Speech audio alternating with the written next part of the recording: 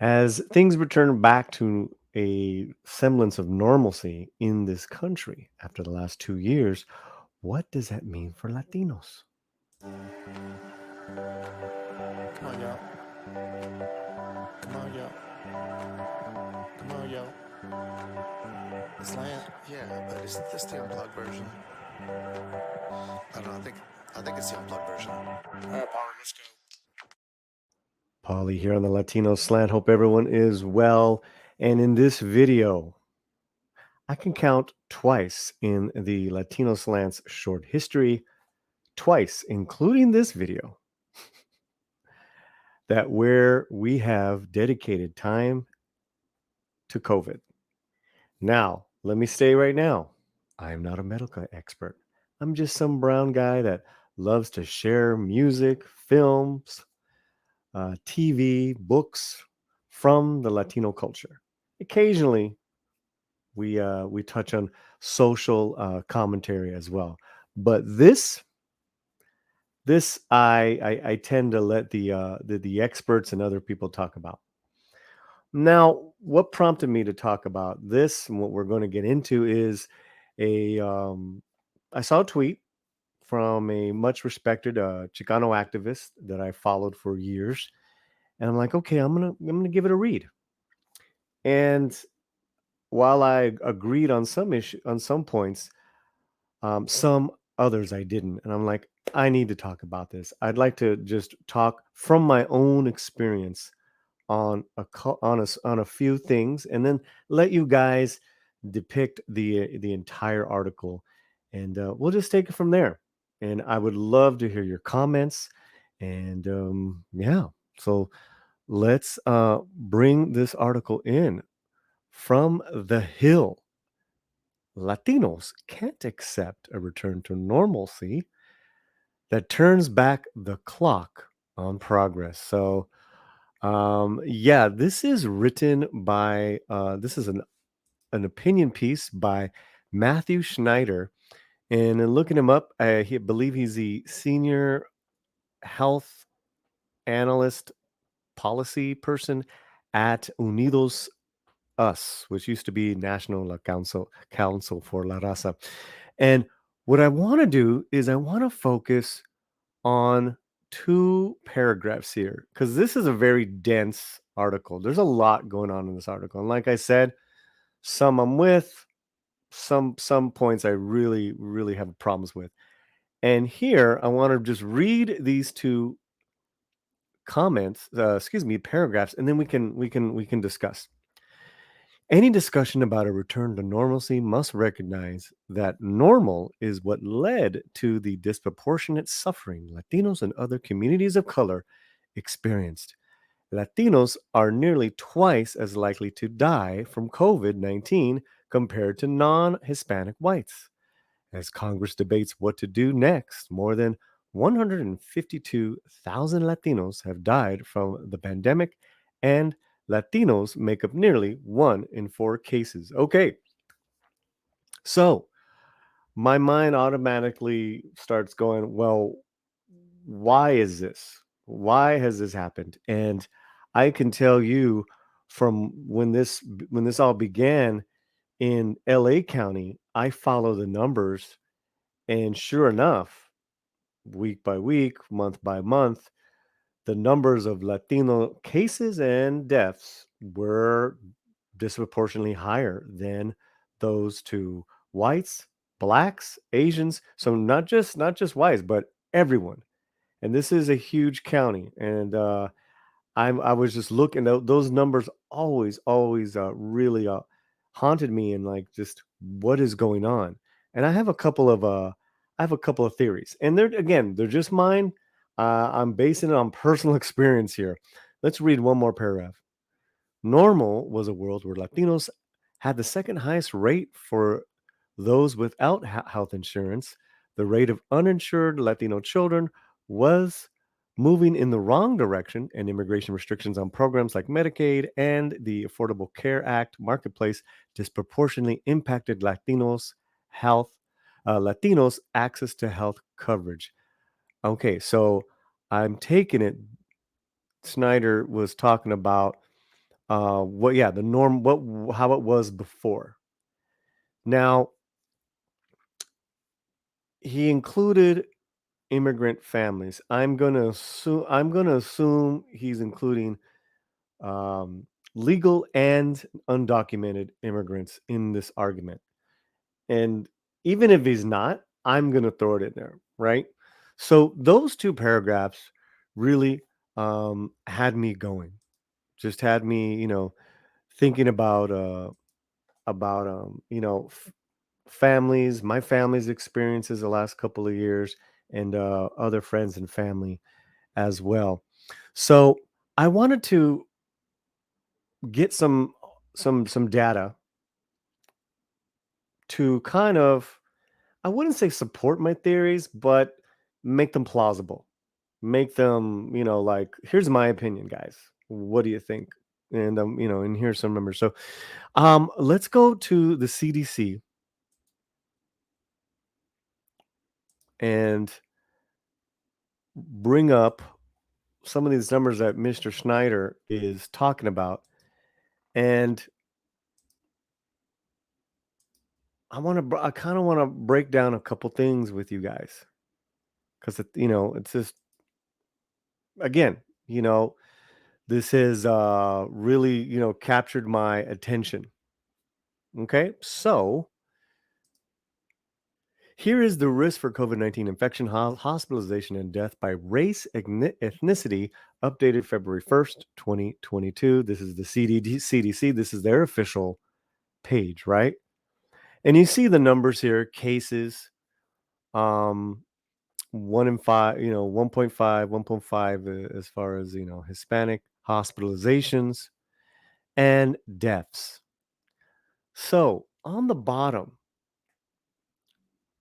right here, it says race and ethnicity are risk markers for other underlying conditions that affect health, including socioeconomic status, access to health care, and exposure to the virus related to occupation, e.g., um, frontline, essential, and critical infrastructure workers. Okay, so this is what I had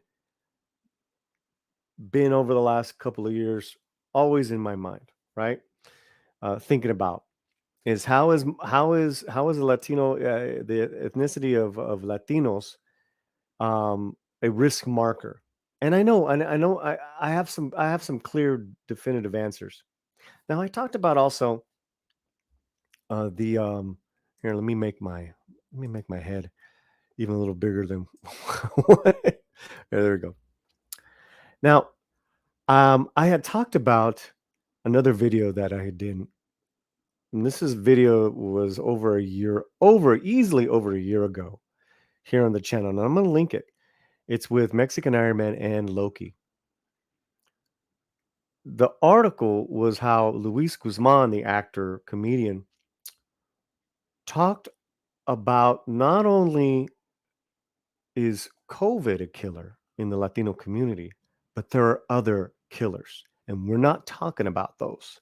And it was at that time was so great to hear that from a Latino celebrity figurehead, because those health risk factors, they're not even talked about. Those are not even in there. They might be under ethnicity, but what Luis is talking about is our cultural perspective on health as a culture. This kind of goes across the lines from Mexicanos, Cubans, Puerto Ricans, Dominicans, Colombians, East Coast, West Coast in the United States. There is a certain disconnect from again, this is just from my experience. And I, in walking in life and talking and just knowing, the cuisines of our Latino culture, it's not necessarily the healthiest.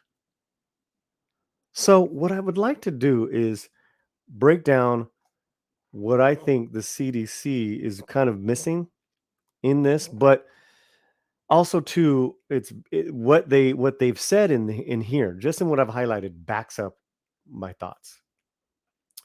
In race and ethnicity is a risk marker. Let's leave race out. Ethnically, absolutely, absolutely. Because of the health, the cuisines of our culture, it's not necessarily the healthiest, and we're not necessarily a culture majority that prizes health and fitness as a priority. I don't know what that has to do with anything that's systemic, anything that has to do with racism. In fact, I don't think it has to do that with that at all, because that is just kind of just clear across the boards. So a part of that, a big part of a risk as a risk marker is that those those behaviors of what we eat and how we prize health and working out, those create underlying conditions, which it's there in study after study that a lot of people who have other health underlying conditions, they're usually the first to pass away. They usually don't do well with this disease. And we're talking from everything from obesity, alcoholism, heart heart problems, diabetes, all those I just named, that's in the Latino culture. That is in the Latino culture. Absolutely. Absolutely. So now what's I don't even want to talk about okay, so let's just move on. So that's the one thing here. Now let me just read this again because I find this fascinating. Race and ethnicity are risk markers for other underlying conditions that affect health. And we talked about that. I said I'm staying saying to you what I feel is the most important thing. And what Luis Guzman was saying in conversation last year as well. And I wonder why other Latino celebrity heads have not pushed this more, right? Because it's been pushed as far as what the CDC and the government would like you to do. What are other healthy things you can do for yourself we don't talk about? Our food and our health and wellness as far as fitness. It's not talked about. And forget our mental game. It's not talked about. And it's not talked about in our Latino culture as well, um, including social economic status, access to healthcare. Um, I, I, I gotta disagree because unless you are undocumented in fear of anything government, then yes, but the access is always there. Now, our perception is different. Our perception, and this is my second thing, is as far as Latino culture, is a general distrust of government bodies. I'm just saying. I'm just saying, man. And this is also an African American thing. Going to the doctor. We procrastinate. We avoid, especially if we have a problem. And that's like, and I'm going to be very honest with you, right? Because we'll bring it back to just some honesty here, and I've try to keep this as again, not a medical expert. These are my opinions. These are my thoughts, and I am basing it on my health, journey as a martial artist, and as someone who's a black belt in jujitsu, and I have trained a lot of unhealthy men and women, and have gotten them to a good place of fitness wellness. So there's a lot to go over, right? Um, Let me bring it back to me as far as my general distrust of hospitals and doctors and pharmacists. It's like I you know I don't want to go there. I don't want to, I don't want to take. I'd rather like, I got a bad arm, or me duele, aquí in my stomach. You know, I, you know, let's put some vapor rub and everything will be better. I'd rather do that. And that's me. I consider myself a pretty educated, dude here, and I know that's a big, big, big hurdle in the Latino community. Is that anything that's got to do with going to the hospital? No way. They'd rather go to maybe like a shaman or curandera, local medicine woman. God bless that as well. But that has nothing to do. Again, I would say that's got nothing. That you could take that to every Latino country, and there's that apprehension. That's just a general just distrust of anything that's an authoritative, um, body. So that goes back to our ethnicity, right? Our culture, how we perceive things. Not necessarily, we're looking for stuff and it's not there. This is just my opinion. And again, I don't think healthcare is denied to a majority of people here in the States. If I'm wrong, please hit me up. And I'm not talking about undocumented people. That's a different ordeal.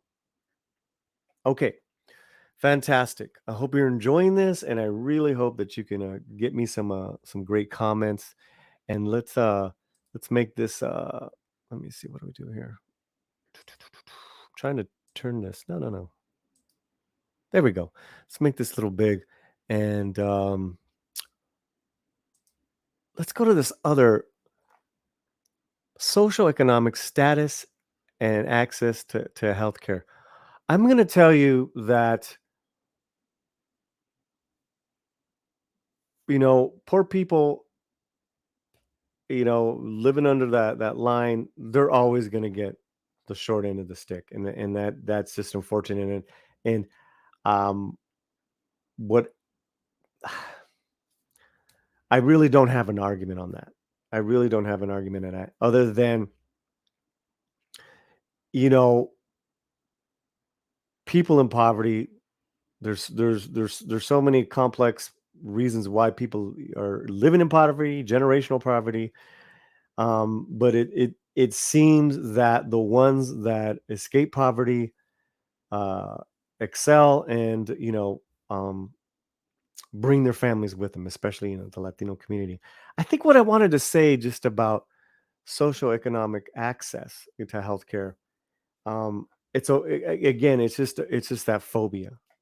Even poor people, there is access to healthcare for poor. There, so now I wanted to talk about one more thing as to why there's been, before I talk about the front line, before I talk about related to occupation. This is another one of my, so we have the cultural view and distrust of government bodies, on how we, what we eat, on how we perceive fitness and working out. And like I said, let's not even talk about our mental game. So we already have that kind of going against us in the Latino community. And I believe those are factors into why we've been more susceptible, and all the horrific other underlying health issues that we have: diabetes, alcoholism, heart disease, and obesity. I can tell you from my personal experience, I've had one, two, three close uncles that have passed away at a relatively young age from obesity. I've had others in my family that have passed away, whether ODing from drugs and alcohol. Okay, so I'm looking at this, my family here, and these were all educated, veterans, people had great jobs, they had access, they had none of these people were oppressed on any level other than the impression of what was going on in here. And that's different than any systematic or distrust of government bodies. So that's just from my experience. So I want to talk about this disease that we've been dealing with the last 2 years and why it's such a killer with Latinos. We're multi-generational people. We tend to live with younger and older uh, family members, and they often are in the same house or on the same property, whether it's two houses or upstairs, downstairs. There is that. And there has been article after article from LA Times to, the issues in the articles in Texas of these families just being ravished by this disease because they didn't quarantine properly. They didn't go and see their government bodies right away that they should have, and by not doing that, that that just they almost couldn't. Let me just say that from what I've read, and it makes sense that there was no day-to-day reality that they could have quarantined and not work, which leads me to this last thing of work. The work ethic of Latinos is the highest of caliber, from infrastructure, frontline, healthcare workers. So many Latinos have never stopped working during this time, which is another reason why I think that there's been a lot of people passing away just because of the nature of the work. I can tell you from my family's experience, I have a lot of family members that are contractors, from everything from um, moving to handyman work to big contracting jobs. They have never been busier the last couple of years, and they're all Mexican American, right? Sure, some of them have gotten sick, but God bless, they are fine. And what I'm getting at with this, just by the nature of their work, Latinos don't stop have not stopped working. God bless them. In the Southwest, a day without a Mexican just would not be a day of America. Let's just be real. Let me say that again. A day without a Mexican American, a Latino working, America would stop. So just imagine that, and the bravery of family members, whether they're healthcare access or not, having to go to work. They have no choice. As most people do, black, Asian, white, most hardworking working class people have never stopped working. So I think I've said my piece. I hope I was as sound and clear as I could possibly be. In that, I really feel that what this article was trying to set up in their argument was a woe is me Latino community, and that systemic racism is at fault, and that government programs are the answer. I would say some clarity and some real honest conversations, maybe like the one we just had, a little insight into how Latino families operate would be a good step forward if we were to help in this situation. So again, I think it's really a cultural thing, from hardworking group of people whose work ethic is bar none, in the types of work that they've done and continue to do. And you know what I'm talking about as far as all the hard manual labor out there, to just our general apprehension to government bodies, to our general kind of just uneducated view of a healthy lifestyle of eating and fitness. You add all those in there, and you add in those health conditions of obesity and heart disease and alcoholism, and we have not talked about mental and suicide.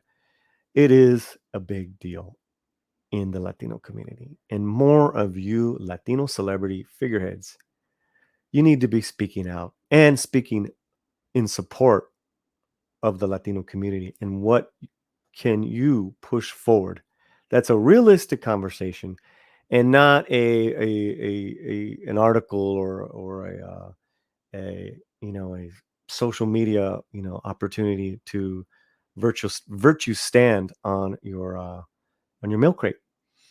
I really appreciate my friend for putting this article up. I do think it's important to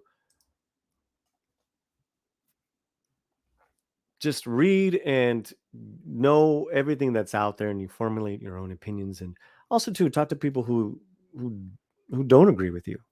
This there's so many things within the Latino community that we don't agree on, and yet there's so many universal truths which then extend past the Latino community to Black, White, Asian, and Native American. So, yeah, I really thank you for this time. I will link that other story, and I invite you to read this entire article, and I always encourage you to you know do your research, get your facts. And again, I'm not a medical expert.